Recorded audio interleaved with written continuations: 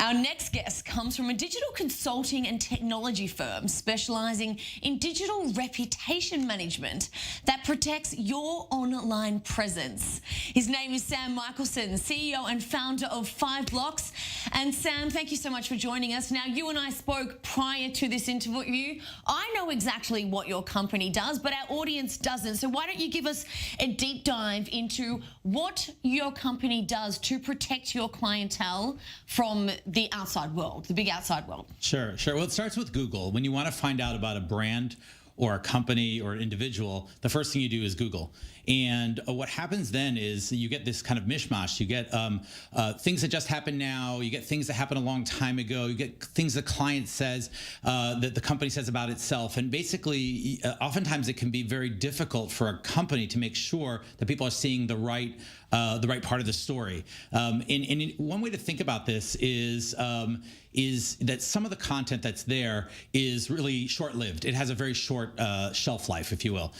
These are like a Twitter tweets that might have happened over the last few days, news stories. And then you have things that are longer term, like news articles that have been written, long-form articles talking about the business. And then at the really kind of evergreen or content that really should last a long time are things like your own website and Wikipedia and so on. So you've got all these different types of content that are competing for the brain of the searcher. And what we do is we take technology to understand how do you build a story that is accurate. It tells you what you want to know and what you need to know, but it doesn't kind of take away from a brand or a person's ability to tell their own story.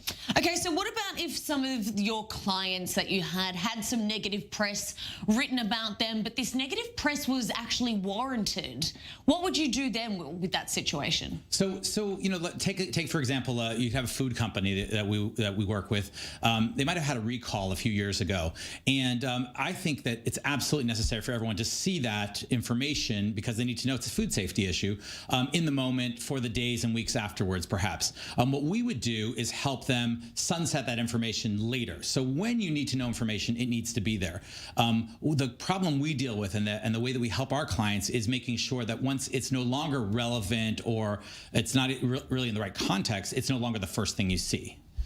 So what is really then the difference between your company and what you do and what a PR firm or what lawyers would do? Right. So we work with PR firms. A lot of times PR firms will work with a person or with a brand and help them build the story that they want to tell. And we make sure that Google, Wikipedia, YouTube reflects that story. Because it doesn't really do you much good to get a great story in the newspaper if people Google you and they don't find that story. And so that's what we do. And law firms really are brought in to help you when your rights have been kind of mistreated or your trademark has been used in the wrong way, and we leave that to the lawyers. Just on that point about people's trademarks being mistreated and people sort of getting a bit of negative flack, let's talk about cancel culture, because this is really big at the moment, especially on social media. But your platform and your business deals with a lot more than social media. So how do you manage to deal with this, with something that is mostly social media driven, when you deal with something that takes it even broader than that? Yeah. So, cancel culture has kind of started in a really good place because it's like you need to know this information about an individual or about a company, and we're going to tell it to you now. And there's nothing wrong with that. I think where maybe it gets carried away is where that becomes the only thing. There's no context at all. And so in the context of social media and Twitter and so on, that's PR people help you work your way through that, whether you should respond, how to respond. Our goal is to say there's a tomorrow after that. If someone made a mistake, they have to deal with that mistake. If they didn't make a mistake, they should need to speak about it. But what does tomorrow look like? How does the brand move on from them? How does a person move on? And that's about the longer term content, building your online presence so it tells a story. Right, and what if your company was presented with a brand or a situation where you feel morally opposed to what that company or that client was asking you to do? Yeah, so the answer is we don't work with companies that are doing things that we think are bad, and so there's whole industries that we don't work with because we find them distasteful, and we have many times been and are always kind of approached by companies that we think are maybe trying to do something that we don't think is appropriate.